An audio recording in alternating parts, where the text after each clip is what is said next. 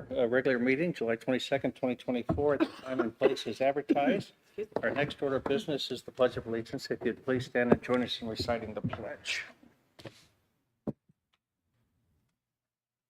I pledge allegiance to the flag of the United States of America and to the republic for which it stands, one nation, under God, indivisible, with liberty and justice for all. Thank you. Thank you. Got a sellout crowd here tonight. I have not heard from Councilors Spickelmeyer and Lidke that I remember. Maybe they'll join us later. I don't see them online. He said, I haven't heard from Our next order of business is citizen comments. This is an opportunity for citizens to address the council on agenda items or other items they wish to bring to the attention of the council. Citizens are encouraged to discuss operational issues in advance with the mayor. In consideration of others wishing to speak, please limit your remarks to 3 minutes. Also, the Lewiston City Council pledges to practice and promote civility within the governing body, advocating for civil engagement, respecting the views of others and their viewpoints, and finding solutions for the betterment of the city. Are there any citizens here today, other than city employees? There's a big red chair, though. Oh, that's random. Go to number 4, presentations. Item A, financial report, May 24, financial report for May 2024 in accordance with Idaho Code 50-208. We have our finance director with us, Amy Gordon. Director Gordon, welcome. If you'd please introduce yourself for the record, the floor is yours. Thank you. Thank you, Mayor, members of council. Amy Gordon, City Treasurer. This evening, I'm here to present to you our June 30th financial report, which is our third quarter for the fiscal year 2024. Just highlight a few areas. Our general fund revenues, we're at 57% of budget. I wanted to highlight this for you tonight, mainly to point out on general fund revenues, our largest source of revenues is property taxes. We get 2 major payments of those taxes a year, once in February and then again in July. So that's kind of why we're sitting at that 57%, as our second installment of property taxes won't come into our financial statements until July.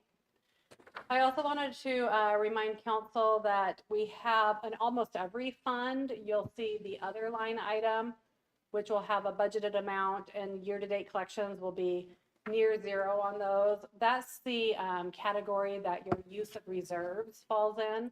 So we always, we budget our revenues to match our expenses to show how we plan on paying for our annual expenses. And so when you utilize savings, that's a budgetary line item, but we don't actually collect money for that. That's money that was collected in a previous year. We're just budgeting to spend it. So that's why you always see those other revenue line items kind of hover at that 0% or maybe a few percent. But it pulls down that overall percentage. It makes you look like you're falling short of revenue, but that's just the nature of how the budget's constructed. General fund expenses, we just have a couple of areas in the general fund that are trending higher than where we're at today, which would be 75% of our fiscal year. Legislative, that's council's budget. We're at 84% of budget. That's where we budget community contracts. Beautiful downtown Lewiston, Valley Vision, Civic Theater.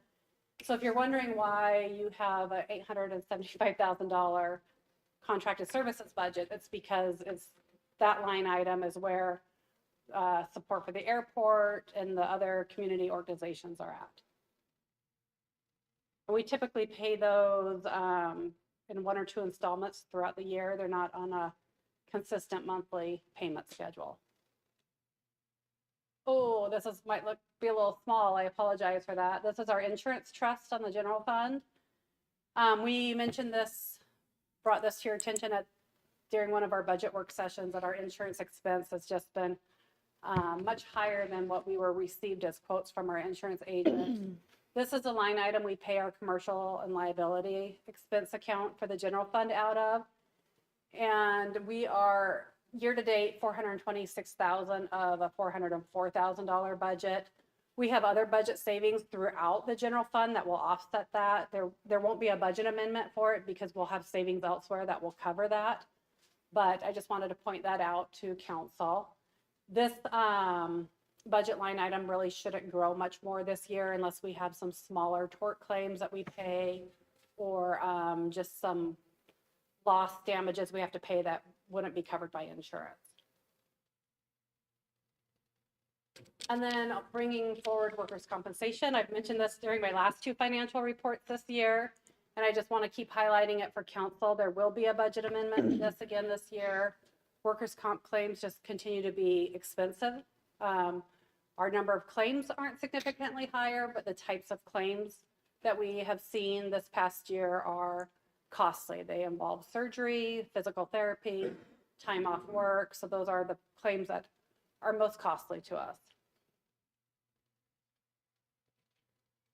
Highlighting fleet maintenance. If you look at the very last line item on this section of your financial report, capital, you'll see it's over budget, but that comes back to the fire engine that we purchased earlier this year, where we noted in there that we would have the amendment for it. We also have I think it was a street sweeper that we purchased earlier this year, where we weren't able to procure it last year, so we're going to have to carry the budget for that forward as a fiscal year 24 amendment. So we've just got a couple of vehicles that we've put out the cash, but we are waiting on the amendments to be approved and posted. They're on. And then police retirement fund, I thought we'd highlight this evening. Our expenditures are on track because those are fixed expenses. We know what those will be each year. It's a defined benefit plan. But the revenues, we'll just budget our revenue to match our expenditures. The revenue is just contingent on how the market performs. We have, this fund is considered self-funded currently. We have about 13.5 million in that investment fund. Our last actuary report, they had advised 12 million to be fully funded. So the fund is doing really well. The revenues are higher, so I would expect that we will, our next actuary report will come back showing us fully funded as well. But we'll be actually initiating that actuary report here in just a month or two. So we'll have those, the results of that back to council next fall, late fall. And that's all I have for you this evening, unless you have questions for me. Mayor. Councilor Forson? So that one, hang on, let me get back to it. Under work and comp, it was a 104% over budget. Gosh dang. I lost my spot. Councilor, may I ask a question while you're looking? Yes, you Okay. can. Thank Amy, you. I have a quick question on the police retirement. Are those numbers the same as what we have on our, well, they're not, because I can see that, but police retirement, the, you just had up there, you could pull that up. Right there, for interest, what does that say in the second column? Year-to-date revenues is 302 or something like that? So yeah, interest year to date is 302,000. We budget 236,000. On this fund, we just set the revenue budget to match what our planned expenditures for that year are. And ideally, we would do better on investment gains and interest. But the plan is set up to have a modest earnings. It's not set up to have these large earnings that we're seeing this year. So even if our revenues fall short, the money within the fund is sufficient to cover the expenses that we budget each year. So two questions. First one is, that number up there is different than what we have in our packets. So So you have two sets of financial reports in your packet. We put both the May and the June in there. So you might be maybe looking at May. It should, I hope it agrees to your June report, but maybe I snipped the May. I did grab Yeah, May. it doesn't. The May, yeah, it should match the June. Yeah, down here. Yeah, but there's only Okay. one page for June, so we don't have it. But that's okay. My second, because we can figure that later, but these were May's. We don't have June's in here. No, June's were in the packet. The treasury report was in there. And then we just added the financial report last Okay. Friday. Well, I won't argue with you, but I do have one other question, and that is on interest. Some of these accounts, we're just knocking it out of the park on interest, and some of them we are not. So a good example would be like cemetery perpetual care. The library fund, for example, where year-to-date revenues are slightly below budget, but we have several of them where year-to-date revenues are well over budget. Is it just because they're in different investment? So, Interest. yeah, the cemetery perpetual care, that's a managed account. So it's professionally managed by an outside investment advisor. And it's just the way the investments are structured. So there's very little liquid cash in that fund. It's within investments. So you're not going to see as much interest, but the offset to that is it's going to benefit more from the gains on the market. And then if we're looking at let me just find it here. The library operating fund, which is where their bulk of their cash is at 90% of their budget. So it's doing really well. The capital fund is probably what you're looking at where it's lower than budget. And they just don't have very much funds that are remaining in their capital fund. It's just been slowly depleting since this building's been completed. So that could be true that it's falling short of budget, possibly. Counselor Forsman? So the 104.32% and the insurance trust, just so I make sure I'm reading this correctly, is that technically saying that we're over budget on that? But I know you said you, from savings, will then adjust it, but. Within that activity, but when we look at, if we look at it on a fund by fund basis, if for budget, exceeding budget, so general fund as a whole is under budget. I see, okay. And then this probably So is we'll not, use savings from elsewhere within the general fund to cover that overage. right, We're not gonna do a budget amendment for the insurance trust. right, okay.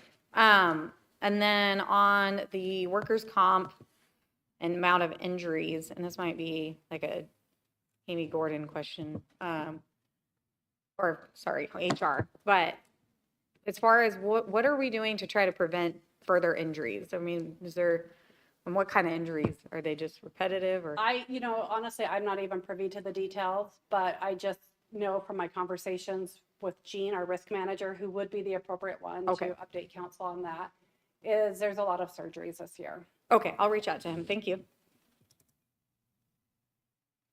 Further questions? That's all I have. Thank you, Director. you. Thank you. Thank you. Counselors, next up, we have item C, Lewiston Police Department audit. We have Chief Cusick here to present the Lewiston Police Department audit. Chief, welcome. Please remember to speak up loudly, clearly, introduce yourself for the record. The floor is yours. Thank you. Council, good evening. Jason Cusick, Lewiston Police Chief. I'm here to talk to you and present a department-wide audit that was recently completed. The reason I want to bring to council's attention is some of the items I'm going to go over really kind of have there's a lot of recommendations. It's a very big report, but it has to go with anything might have somewhat of a financial impact or just kind of a long-term project behind it. So I just want to bring it to council's attention. Before I begin though, one of the reasons I want to go over some of the whys and why I did this. The agency in its history has never had a department-wide audit that has done a complete review. So really what it is, it's ultimately an independent efficiency study that does a whole holistic review of the department. Provides a lot of insight into police department's functions, and it compares against best practices. It gives objective and anonymous employee feedback. Helps understand if our policies are really current and kind of best practices, and also if there's any need for updating. It also ensures the PD is structured, but also operationalized to really act in a fair and just manner. This creates a lot of internal and external trust. which also then starts creating a greater sense of legitimacy internally and externally. Now, as a newer chief, obviously at this point, I definitely have my own thoughts and ideas I've formed with the agency over time now. Beginning really an independent and impartial review has really helped with any kind of current and future goal setting that we're going to have going forward. It just is a good check on the PD to make sure that we're on the right track and that leadership really isn't missing something. Also, this is not a unique idea. Police executives around the country routinely have audits done of agencies, some for reasons like I'm doing holistically and some for not some good reasons because they're not doing well. So anyway, so let me go ahead and get started. So the McGrath group is who we contracted to do the report. Ultimately, what the focus on, and also understand this, it's a very dense report. I've read it twice and I'm still digesting a lot of information. So this is really like 30,000 foot review. But some of the focus, they reviewed and analyzed documents for the department. They compared procedures and policies to practice. They reviewed the structure, staffing, span of control, scheduling, assignments. They reviewed the communications area, evidence area, and the police facility. They did in-depth interviews with all personnel, sworn and non-sworn. They were able to get to 62 out of the 71 at the time. They interviewed other stakeholders. They reviewed the fleet, also the training function, and then they prepared, obviously, this report and recommendations. One thing I want to highlight, though, is that this plan did fall into two of our goals for our strategic plan that we currently have right now. Goal 1, improve health and wellness of the department, and this reduce the number of hours away. But also, the second strategy was actually to complete an audit of the department. The hours away and some of the work schedules and the reducing hours, so that'll play a little bit later in the presentation. Also, goal number 4 is succession planning. One of the strategies is to increase manning for days and graves. This plan actually recommends staffing increases for all 3 shifts. So, duties and tasks that they identified that have increased in the department in the last 10 years, and that's what this slide covers. There's been an increase in investigative leads due to technology and the follow-up, increased time in maintaining our newer technologies, very high expectations for prosecutions, but also for number of search warrants we're doing. Task force participations, we've joined the last 10 years, bringing back the computer crimes unit, and that increased our referrals, but also digital evidence processing has greatly increased so far. There's an increase in an expectation also to maintain community programs. Extra levy patrol, criminal and directed operations, continue speaking with businesses and communities about active shooter, participating in training panels, training parents on internet safety, fingerprinting, and also our twice annual drug take back that we partner with LCSC with. These are the pretty much annual events we do. I'm not going to go over every one of them, but also the last bullet point, we also have requests for multiple unscheduled events. We just had 2 in this last week, and I just got another one today. I don't ever say no to community requests for us. We'll figure it out one way or the other, and we'll participate wherever we can. Self-assessment. I thought this was an interesting point. So when overall, there's 42 questions asked of all of staff. But some of the self-assessment for areas of improvement came directly from staff, and there were 4 questions. All of them revolved around one point. Overall, morale was not good, but it cited low staffing and its effect on personnel. Each one of these bullet points was one of the 4 questions about improvements. Personnel cited staffing as a major issue that the department can improve upon, and the department could better serve the needs and expectations of the community with additional staffing. So what were some of the findings? The police force overall, though, is positive and dedicated to the police mission itself. There's a high level of satisfaction with police administration and the direction the department's moving. Improvement involves, though, all levels of staffing the patrol function, but also the facility needs and improved technologies. Overall staffing needs, again, are affected by all the duties and extra events. The one point I thought was most interesting, though, was patrol personnel were frustrated with the ability to provide service and follow-up on reported crimes and other incidents due to staffing shortages. Basically, they cited high call volumes where they're just running call to call to call. So some of the recommendations, there were a total of 86 in the report. Again, I'm going to highlight really ones I think that have some kind of impact on the city as a whole and one we may have to partner with council with. So they recommend modifying the organizational chart of the department. Their recommendation is to hire 11 additional police officers. Now this will get us to the national average of 1.7 per thousand. Currently we're sitting at 1.4. The other recommendation of the record specialist is one for me, I believe. If we have 11 new officers running around doing a lot more reports and activity, I think it's going to overwhelm our record staff right now. So we may need to consider that down the road. Elimination of the rank of corporal, adding 3 sergeants, implementing the rank of lieutenant, but there were no staffing increase recommendations for communications. They recommend transitioning to 12-hour shifts.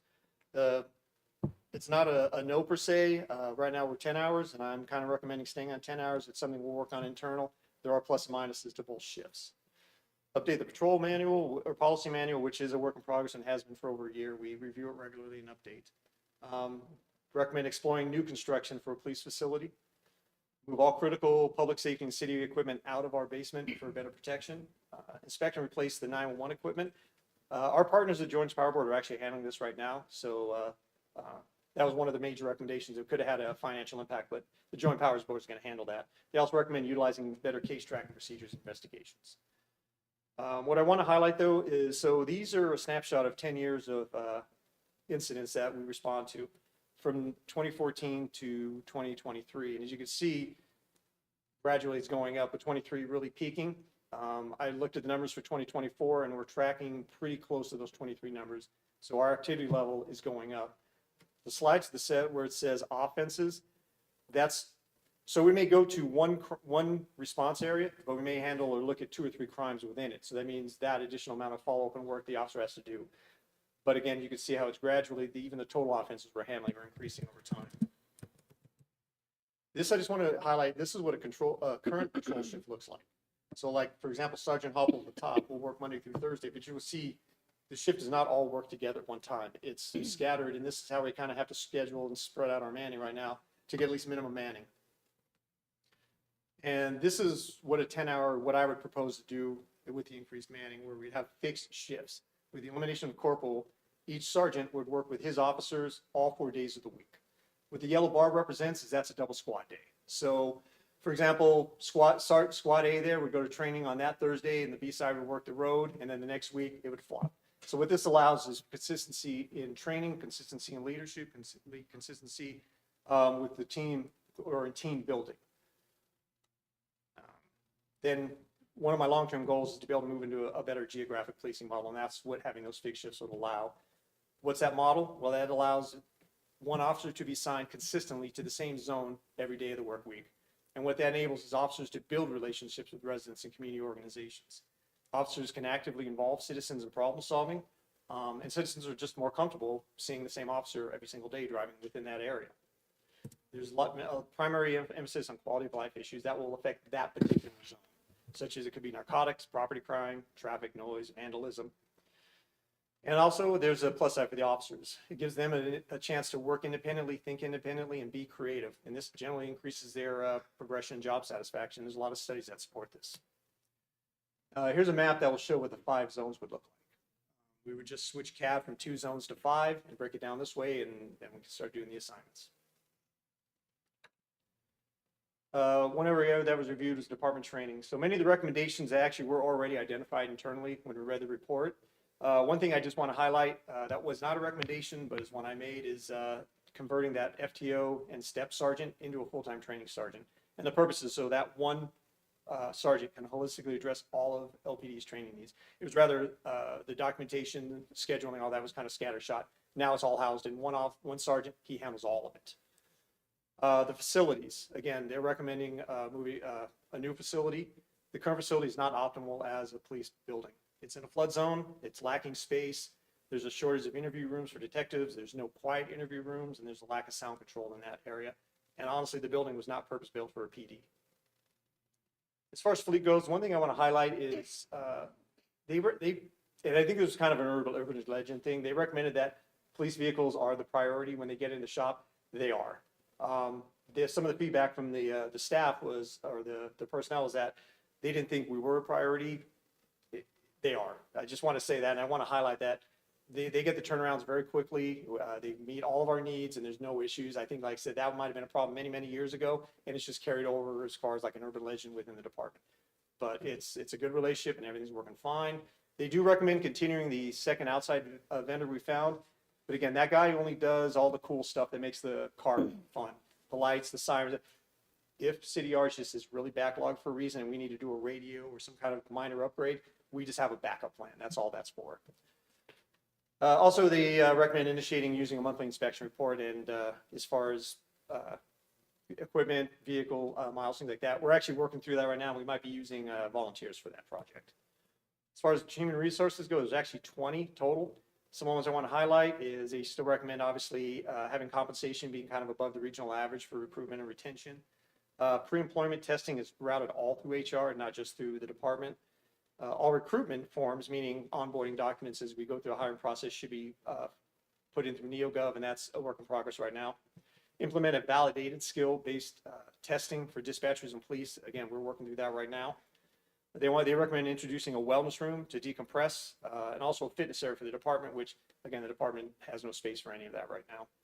Develop a risk management assessment, kind of go back to the question that Councilman Forsman asked, to identify current and emergency safety concerns for the department. That's, again, what's causing our injuries, causing our problems, and try to foresee certain issues. Gene and I are working through that right now and seeing how that will look and start working on reports. They also recommend developing a district matrix, which is interesting because we actually just completed one and it'll probably go into policy shortly. So with all of that, what's our next steps? Well, tonight, when I get back to the station, I'm going to go ahead and share this with the entire department, this presentation and the audit report. The department was very open and forthcoming, and I want to share it with everybody who helped participate in this. And they all have been asking about it. We'll sit down as a staff and start prioritize recommendations because there's 86 of them, what we want to start working on first down to last. This audit will be the foundation for our next strategic plan. I'm going to have a cross section of the department to help form this strategic plan. So we can create, something that everybody can have buy-in because they're all involved. And from that, obviously work with mayor and council to phase in the recommendations. I would stand for any questions. Thank you, Chief. Councilors? Council President Kleberg? Thank you, Mr. Mayor.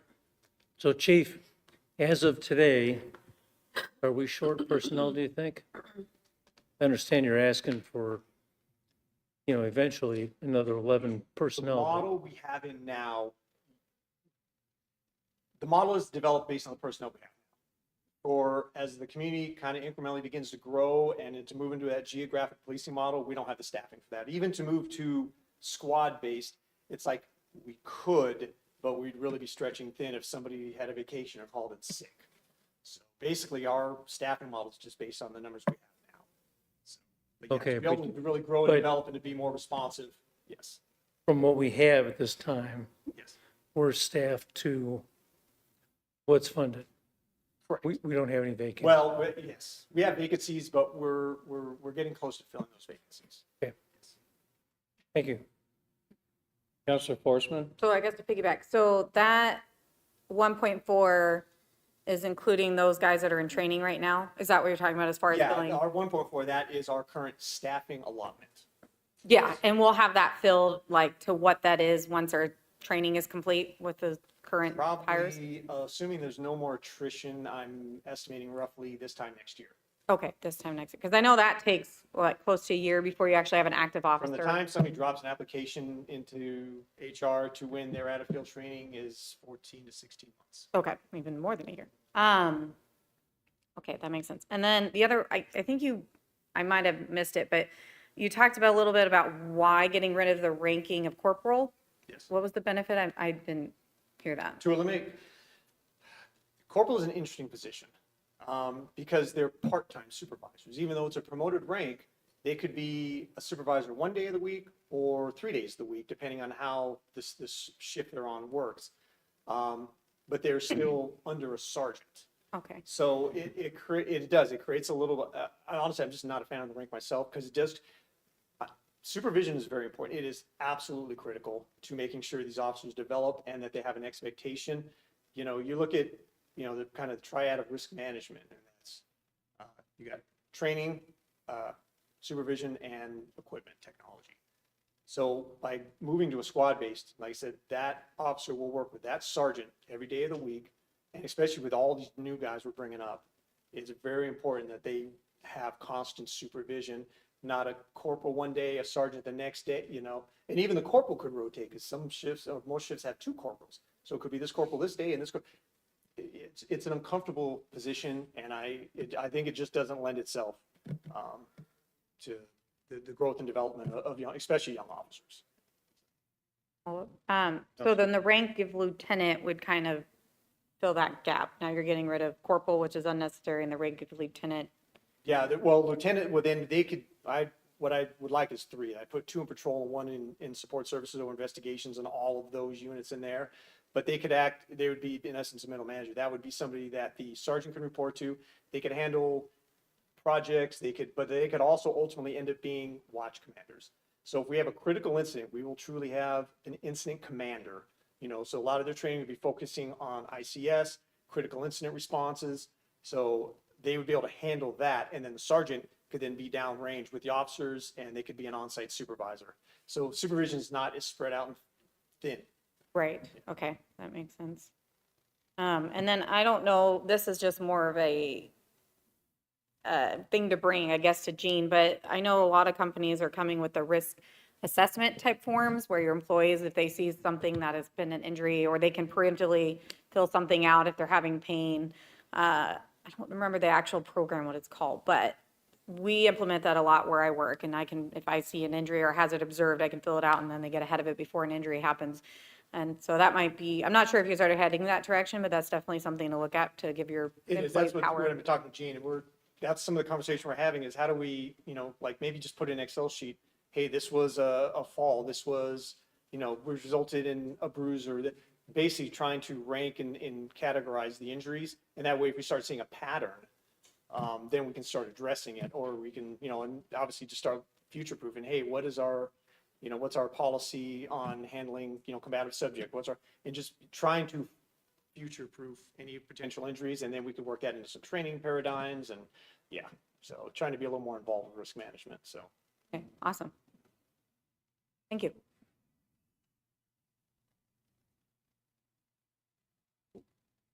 Chief, thank you for that update. I know we're going to have a lot of opportunities to talk about that. Coming. We've talked Definitely. about that, so. Get it out there so we can, understand some of the whys, and we'll get more into that later. So thank you for everybody's time. I appreciate it. Yeah, thank you. Thank You bet. Thank you, Chief.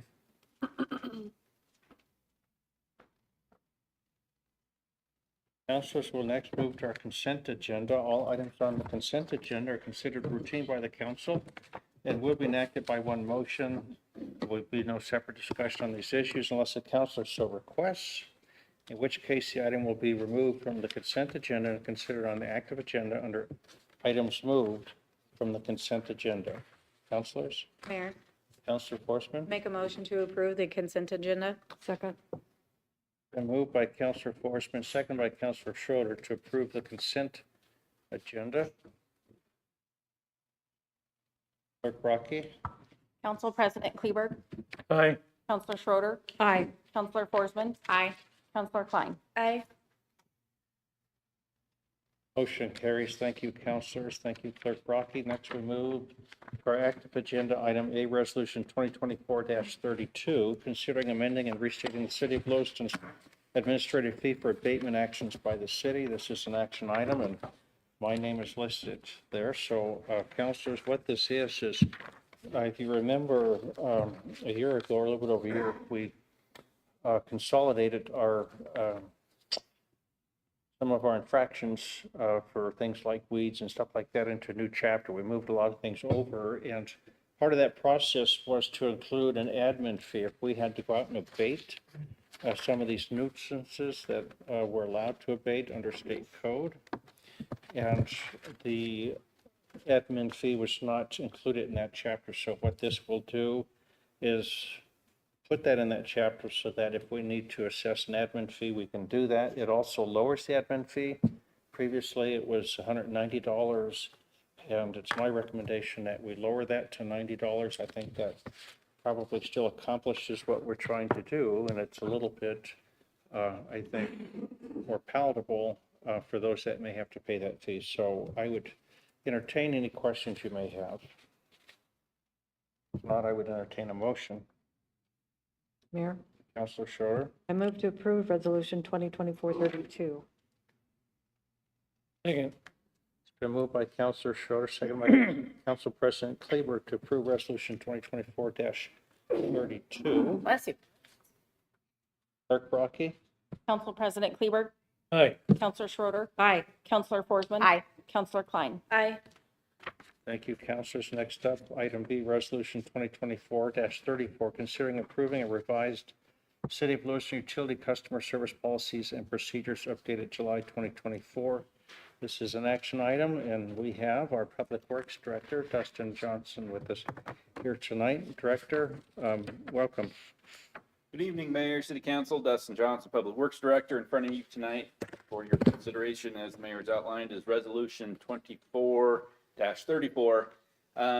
Give you a little bit of a history lesson here. The original resolution that was, I think, included, or this is an amendment to the original policy, was created about 5 years ago as part of the requirements for the state revolving fund loan that we got from the state of Idaho for the creation, for the construction of the wastewater treatment plant, the water treatment plant. We had to update our policies and get a few things in order that they required. One of those was this policy for the customer service, utility customer service policies and procedures. So what is in front of you tonight is basically just an updated version of that. We've gone through with utility billing, finance, and public works and kind of reviewed the policy. There were some low-hanging fruits, like the creation of the stormwater utility. There's no longer a city manager, city mayor instead, and a few things that were just policy changes. They were outlined in the history sheet. I don't think there was anything of major significance that was a change, just other than a change of how we do our business. Before, just to help out process-wise, did get some questions from Councilor Forsman.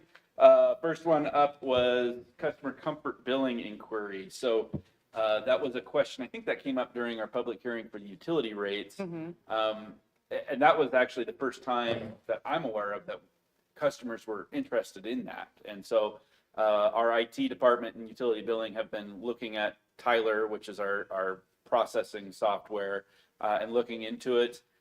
There's been a few things that we've kind of, as we kind of get into the details, we have some very large commercial customers, and I don't know if we would be able to offer that to like everybody, if we would only be able to offer it to residential. I don't know that commercial customers would care. The other thing would be all of our utilities, except for water, are flat rate monthly charges, so there's no point in offering it in stormwater or sanitation or even wastewater. So I guess we're still looking into it. We're kind of uncovering a few details that we'd have to work through.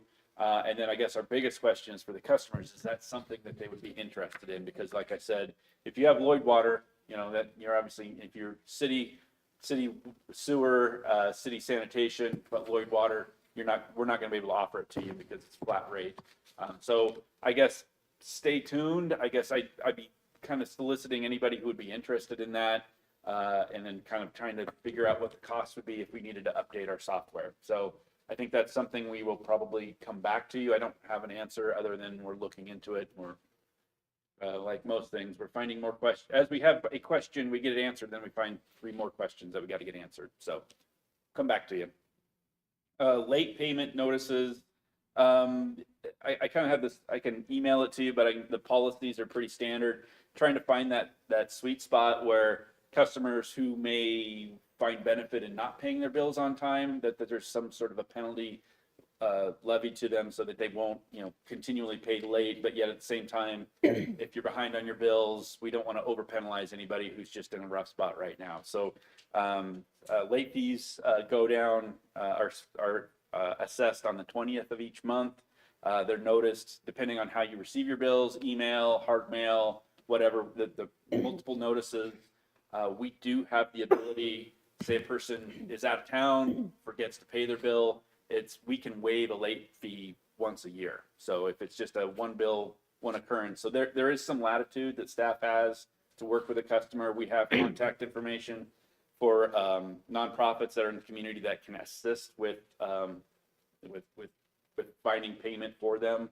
And then, there's the circuit breaker program that we run. So there's multiple areas to find people ways to help them get their bills paid. And then there's ways that we can make sure that those are not paying, that they're appropriately nudged in the direction of getting it paid. And then the third question was overfilled dumpsters or totes. That one, was that added this year? I can't remember if that was in there or if that was caught your eyes. That's been a policy in the policy or in our rate structure for years. The problem with it in the past has been enforcement, because if you overfilled your tote, the driver said, yeah, it's overfilled. How do we have evidence that it was too full or not full enough to argue? And so it hasn't really been enforced unless it's been really, really bad. We were notified by our contractor, Sunshine Disposal, that they will be updating their software on the trucks with cameras. And so moving forward, that they will probably start enforcing that. And so they'll be notifying utility billing that, this one was overfilled, and they'll have a picture documenting that that is the situation, that's why it was overfilled. So if there's an appeal on it, we can literally pull up the picture, see that there's too many bags of garbage on top, or it's overflowing or whatever, or it's not. And so that's something that we'll probably start seeing more often. I haven't gotten the update from Sunshine. They alerted us of this when we were getting ready for the rate updates. But I haven't heard if the trucks are equipped or not at this point, but that's something that they gave us heads up that they will start enforcing more tighter. I believe those are the questions that I've gotten coming into that, and I stand for any more. Oh, okay. Look, Mayor, sorry. Counselor. If this came, if we did end up finding that the utility comfort billing type thing was able to be feasible, would that go in this manual? Yeah, we would update it. You would update it, okay. And then the other question is the overfill due to cost for them? Like, is it just because they're kind of allotting a certain Yeah, amount? and we expecting talked to about wait? injuries, that's why, I'm kind of a nerd, public works, that when the pneumatic arms came into place, 20, 30 years ago, the rate of injuries for garbage truck drivers went down, I don't know, significantly. And so if the drivers are getting out and handling these bags, because, those pneumatic arms, they just lift and put it in there. But as soon as it picks that up and it knocks the bag of garbage down, you have to get up, it slows your route, and it opens yourself up to more injury handling, because those trucks aren't meant to be loaded manually. They're loaded Right. for the pneumatic arms. And so it just eliminates or doesn't eliminate, but reduces your risk of injury. And then, of course, just if you needed a bigger tote, we have larger sizes. Okay, thank you.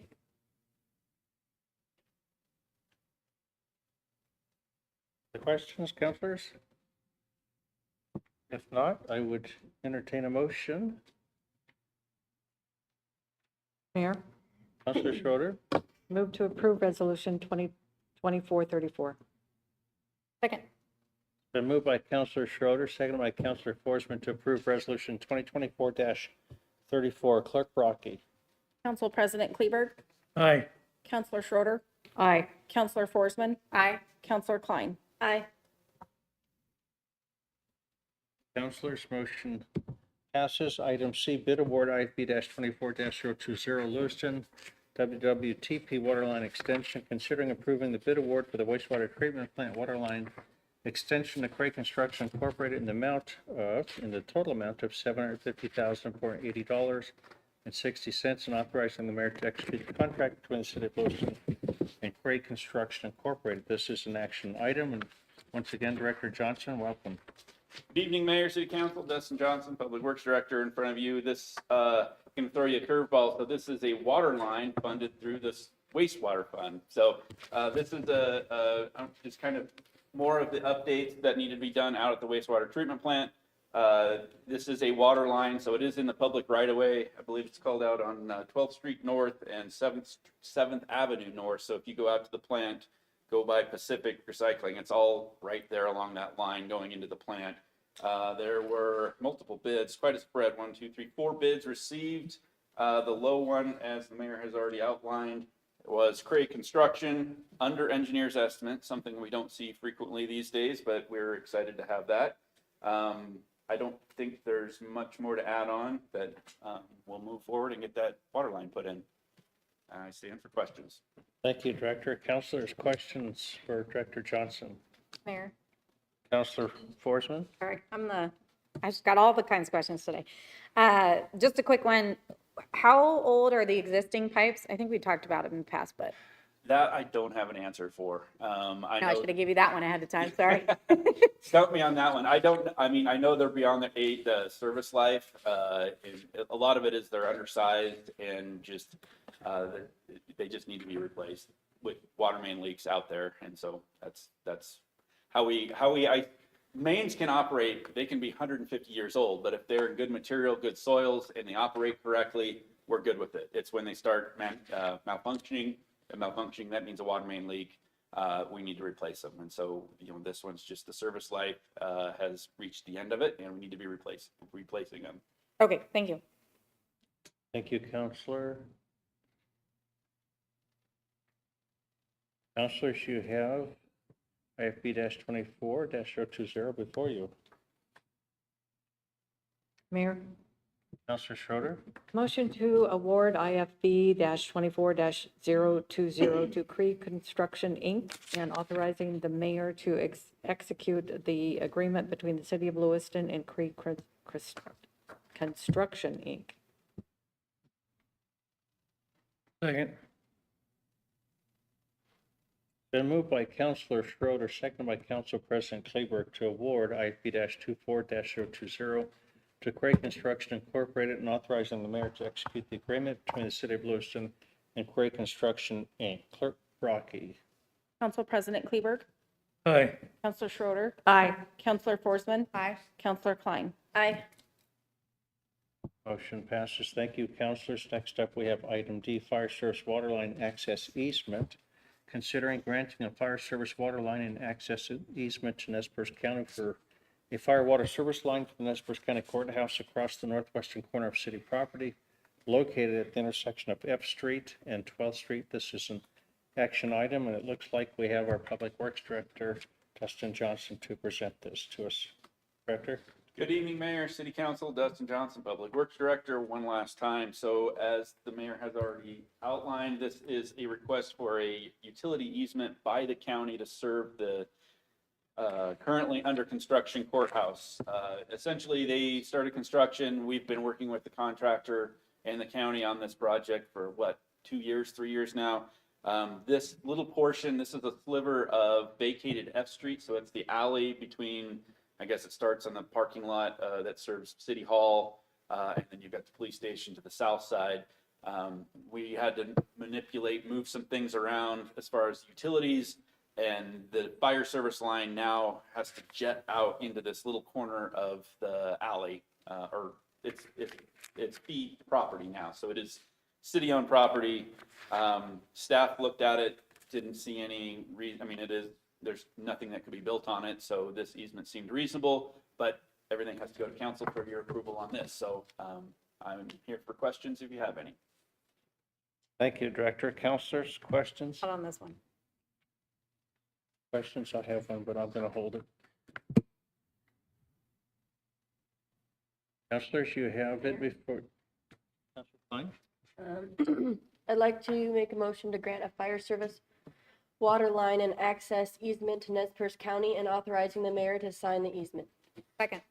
It's been moved by Councilor Klein, seconded by Councilor Forsman to grant a fire service water line and access easement to Nez Perce County and authorizing the mayor to sign the easement.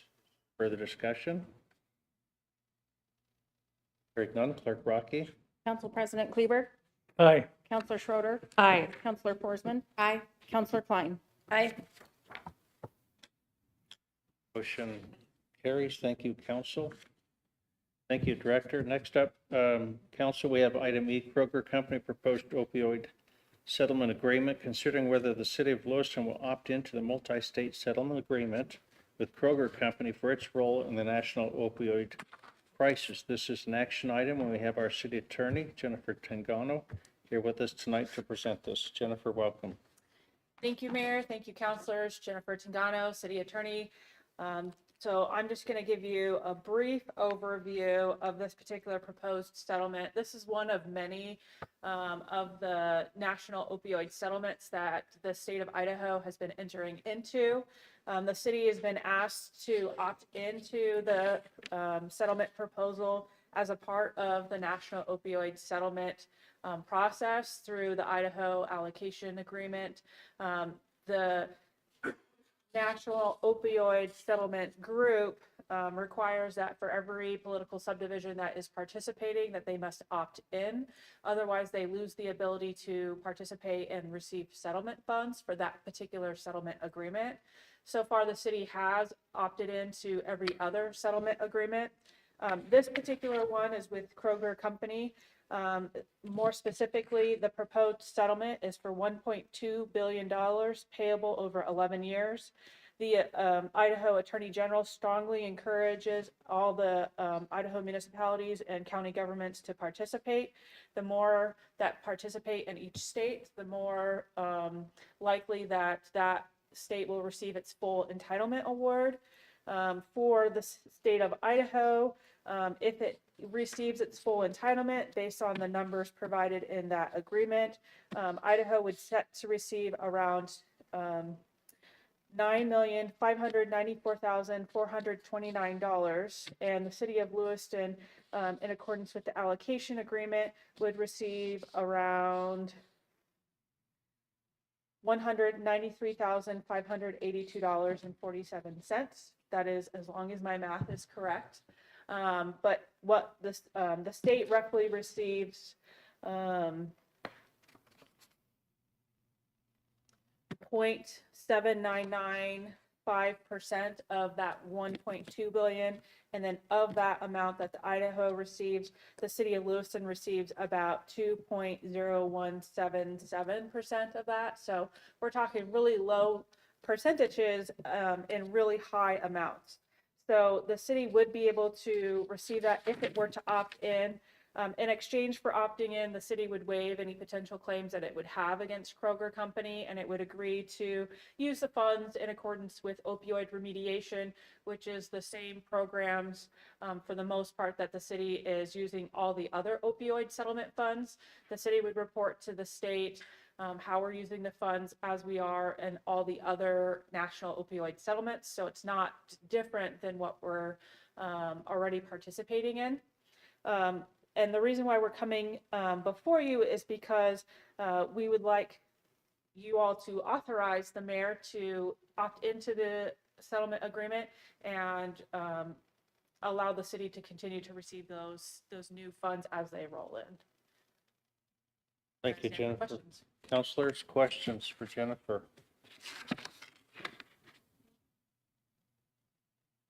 Okay. I know we have 2 items to go over here, Jennifer. So councilors, you have active agenda item E before you. Councilor Klein, Motion to opt in, to opt into the multi-state settlement agreement with Kroger Company. Second. been moved by Councilor Klein, seconded by Councilor Forsman to opt into the multi-state settlement agreement with Kroger Company. Clerk Rocky? Council President Kleber, Aye. Councilor Schroeder, Aye. Councilor Forsman. Aye. Councilor Klein. Aye.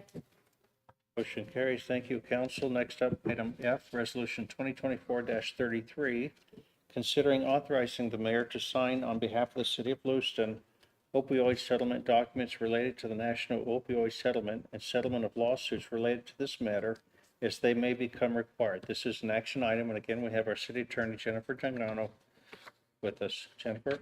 Thank you, Mayor, City Council, Jennifer Tangano, City Attorney.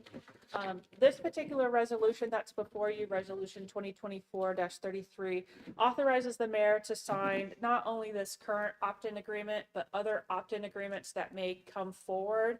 As I mentioned, the state of Idaho is the primary party that's entering into these agreements, and the cities and municipal and county governments are also then required to either opt in or stay out of the litigation. A lot of this is continuing on the same timeline and same course of action as all the other settlement agreements.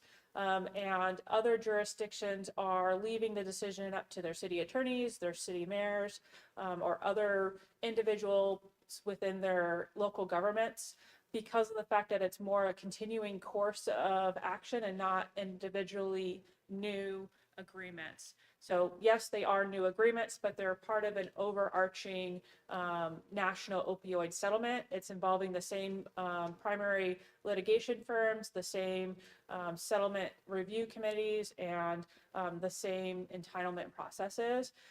The state and the city are not reevaluated each time. We are lumped in because of our prior participation. So this particular resolution kind of outlines a lot of the history and how this is a continuing course of action, and asks that the city council grant the mayor the authority to enter into and execute documents necessary for the settlement of these lawsuits and the allocation of settlement funds. Again, the allocation of settlement funds is already predetermined by the Idaho State Allocation Fund Agreement.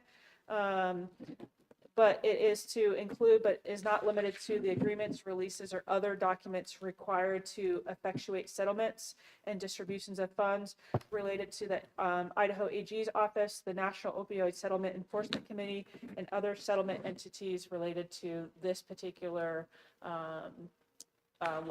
national opioid settlement lawsuits. I stand for questions.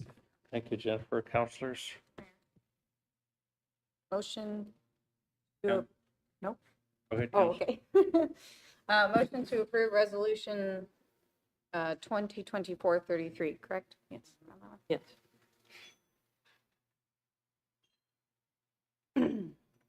Second, sorry, laughing. Been moved by Counselor Forsman, second by Counselor Schroeder to approve resolution 2024-33.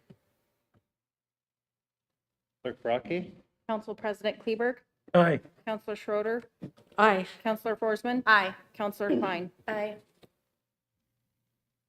Motion carries. Thank you, Jennifer. Thank you. Next up, council, we have item G, Cooperative Emergency Services Agreement, considering approval of the Cooperative Emergency Services Agreement between the City of Lewiston and Clearwater Paper Corporation for Fire and Emergency Support Services. This is an action item, and we have with us here tonight our Fire Chief, Greg Reitmeyer. Chief, welcome. The floor is yours. Thank you, Mr. Mayor.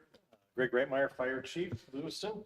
The council before you this evening is a contract with Clearwater Paper as a private company within our area that we serve and work with. Previously to this, we had a mutual aid agreement with them. It was discovered through some contract work that that was not something that we can have per Idaho law. So we have rewritten the agreement to where we're under the law, and we have a mutual understanding that we'll support each other if requested, and then we'll just submit an invoice to each other for those services rendered using the state mobilization rate, so that it's a neutral third-party rate setting.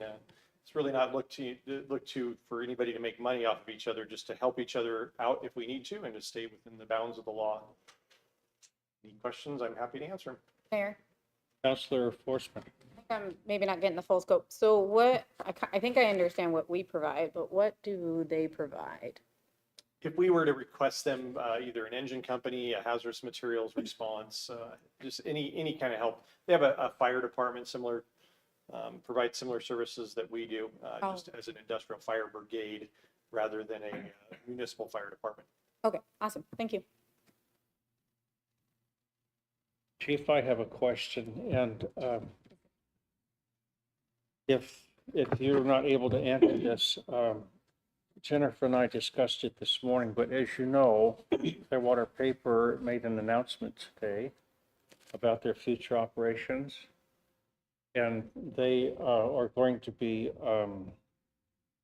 they have reached an agreement with another company to sell their tissue side of their plant. And so the question that came up is, okay, well, what happens to them? Do we have an agreement with them also? And it's my understanding that under this agreement, you would be able to still respond to the tissue plant, even though it will not be under Clearwater Paper Corporation control. Are you familiar with that?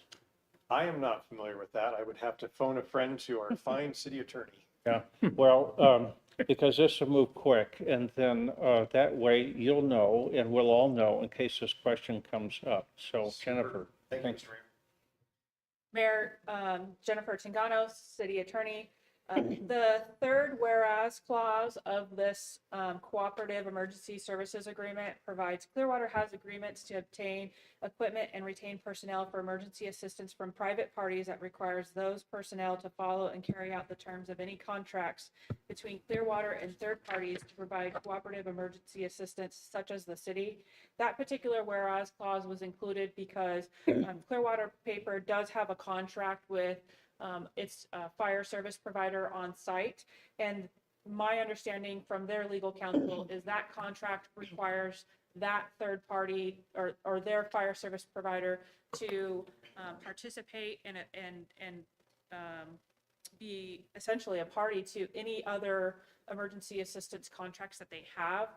They, in the past, they did not have that, so we typically contracted with that fire provider as well. So long as Clearwater maintains contracts with their fire service that requires that fire service to provide service to the new party there, and Clearwater kind of maintains that, then the city would be able to provide services on Clearwater's behalf for that part of the plant. However, that might be something that all parties, the city, Clearwater, and this new owner would want to look into further if there's any concerns by any of the parties. Thank you, Jennifer. Thank you. Thank you. I know because they called me this morning and we talked about a lot of things, so that was one of them. So, but it's good to know, you know. Councilors, you have this cooperative emergency services agreement before you. Mayor, make a motion. Councilor Forsman, Motion to approve the cooperative emergency service agreement between the city of Lewiston and Clearwater Paper Corporation and authorizing the mayor to sign the agreement. Second. it's been moved by Councilor Forsman, second by Councilor Schroeder to approve the cooperative emergency services agreement between the city of Lewiston and Clearwater Paper Corporation, authorizing the mayor to sign the agreement. Clerk Brockie? Council President Kleberg, Aye. Councilor Schroeder, Aye. Councilor Forsman. Aye. Councilor Klein. Aye. Motion carries. Thank you, council. Thank you, chief.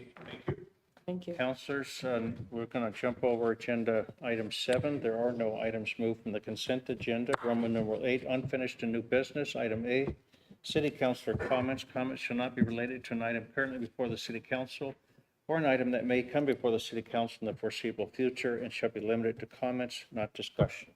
Mayor. Councilor Forsman? I just want to remind the public, with the rising temperatures being what they are and unsafe, that temperatures inside a car can reach critical levels, putting people and your pet at risk of serious illness or death in the less than 10 minutes, even on a day that doesn't seem hot to you, even in the winter months as well. Children can't be left accidentally in the car or may find their way into one while playing, unable to get out with hot and humid weather. Vehicle temperatures can reach levels of in a very short time. Small children cannot remove their own clothing, tell people they're too warm, or get out of the car, seat, or vehicle without assistance. Dogs can't sweat to cool down, and their body temperatures can rise to dangerous levels even with the windows cracked. Heat stroke is a medical emergency that can lead to brain damage or death if not treated immediately. In 2023, 29 children died from heat stroke in cars. This is a thing I've been seeing on the news a lot. I haven't seen any here in Lewiston, but there are kids being left in cars, parents forgetting for whatever reason, or there could be a lot of reasons. It's controversial, but make sure you are watching that heat. I've seen actually in Lewiston dogs being left in cars constantly. Be careful of that, because even like they said, with the windows open, it can reach to extreme temperatures and put your dog at risk. So just be careful with this heat rising. Think smart, watch out for your children, your dogs, and enjoy the rest of the summer. Thank you, Counselor. Comments? Okay. Item B, city boards and commissions liaison updates. Got canceled. Otherwise I would. All of my meetings got canceled. I don't really have anything to update. Okay, item C, mayor's comments. Well, I guess to piggyback on that comment, you know, city of Lewiston has a handful of facilities around the city that are open during business hours, and it is a place where those who might need to get out of the heat are welcome to come in and cool off. So those are always open to the public. I do want to share a comment too about the Lewiston Airport. I was able to make their meeting last week, and they had a presentation there on the terminal study. So they have two options that they're looking at for either a remodeled or a new terminal up there. So it's in the early stages. They had some consultants in from Minneapolis to talk about that, but it was pretty exciting to talk about what may be in the near future. And so anyway, if you have an interest, you can go onto the website and look at some of that, but it was exciting for me to hear that. Item D, Advisory Board Commission appointments. This is an action item. We have an application for the Disability Advisory Committee here. Disability Advisory Commission, number one, Disability Advisory Commission, considering appointing Mark Havens to a 3-year term. This is an action item. I move to approve the appointment of Mark Havens to a 3-year term on the Disability Advisory Commission. Oh, sorry, second. Been moved by Mayor, seconded by Councilor Schroeder. Those in favor, please signify by saying aye. Aye. Opposed? Carries. Thank you, and thank you, Mark, for your service, if you're listening. Next up is item E, agenda topics. Action item. Councilors, anything to add today? No? Okay, with that, we move to Roman numeral 9, adjournment. Mr. Mayor, so moved. Second. Been moved by Council President Kleberg, seconded by Councilor Schroeder to adjourn. Those in favor, please signify by saying aye. Aye. Opposed, same sign. Motion carries. We are adjourned. Thank you, Council.